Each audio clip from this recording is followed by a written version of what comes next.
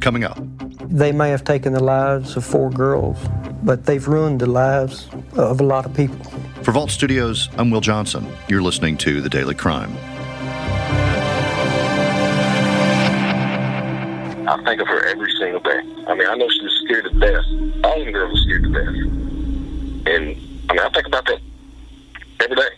And I probably always will. The day, the reminder of the passing and the tragedy, it's just a great sadness. And you can't really get past that today. Cold case detectives in Austin, Texas, continue to investigate the murders of 4 teenagers that happened 30 years ago, the night of December 6th, 1991. I'm joined by senior reporter Tony Plohetski at KVUE in Austin, Texas. Tony, thanks for being here. Nice to be with you. Thanks for having me. Yeah, Tony, I know you've covered this case a lot over the years. You've written about it and talked to a lot of investigators, family members, you name it. For people who are not familiar with it, let's go back to that night of December 6, 1991, and explain what we know about the discovery of 4 teenagers killed inside the yogurt shop in Austin. Well, it was a horrific night. One of the worst in the city's history, and people still to this day talk about not only how unbelievably tragic it was, but also how terrifying it was for the people of Austin. The facts of the case are this: authorities received a 911 call, radio dispatches about an I can't believe it's yogurt shop in North Austin that was on fire. Initially, emergency responders treated it as though it was only a fire. Sadly, once they were able to access the interior of the shop, they found the bodies of 4 teenage girls, ranging in age from 13 to 17, who were dead inside. They had been bound, gagged, shot, and their bodies were badly burned in the blaze as well. And at the time, and in many ways still today, it was inexplicable, right? I mean, can you tell us who the victims were, a little bit about them, first of all? 2 of the girls worked in the yogurt shop. They all knew each other through various ways, but one of the things that they had in common was their participation in the FFA program at an Austin high school. But 2, like many teenagers, two of the girls worked at the I can't believe it's yogurt shop to make extra money. One of them, Jennifer Harbison, had a sister named Sarah Harbison. Sarah and a friend of hers, the youngest victim, 13-year-old Amy Ayers, had been at a nearby shopping mall that evening and actually walked to the yogurt shop. They were there for closing time so that they could get a ride home with Sarah's older sister, Jennifer. I think one of the things one of the reasons this case has had such enduring interest and intrigue, though, is because there are so many unanswered questions about what happened that night. First and foremost, who did it? And Tony, early on, were there any leads or clues? We can get into what happened. I believe it was around 8 years later when there were some major developments. But early on, other than the fact that they had this horrific crime scene, I believe the back door was unlocked and there was no sign of forced entry. Maybe multiple people took part in robbing the store and then killing the girls. But what did we know, if anything, back then? One of the most fascinating things about this case early on is that it actually triggered in the early days. Investigators were getting, confessions. People were calling and falsely confessing to having killed these girls. 2 men in Mexico confessed to the crime, but later recanted and said that their confessions were coerced by the government there. But similarly, Austin police investigators got thousands and thousands tips. I talked to one investigator recently, and he said his job was to go into the homicide unit every morning and check an answering machine. Keep in mind, it's 1991, and that it would just be loaded with tips. And so investigators were pretty overwhelmed, frankly, even early in the investigation in terms of chasing down all of these tips, these leads.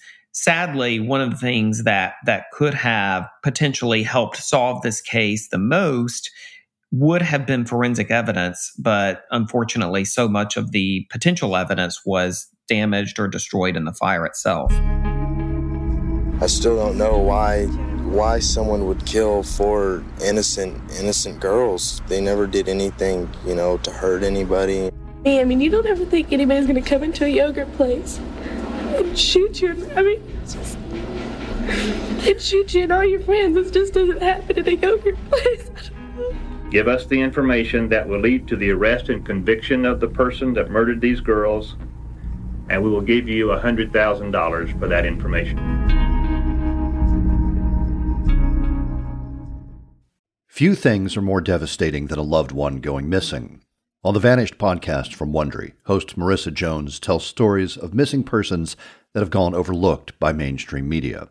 Marissa gets the story from friends and family of the missing person and frequently talks with law enforcement and others close to the case. She wants to help families find their vanished loved ones, or a sense of peace.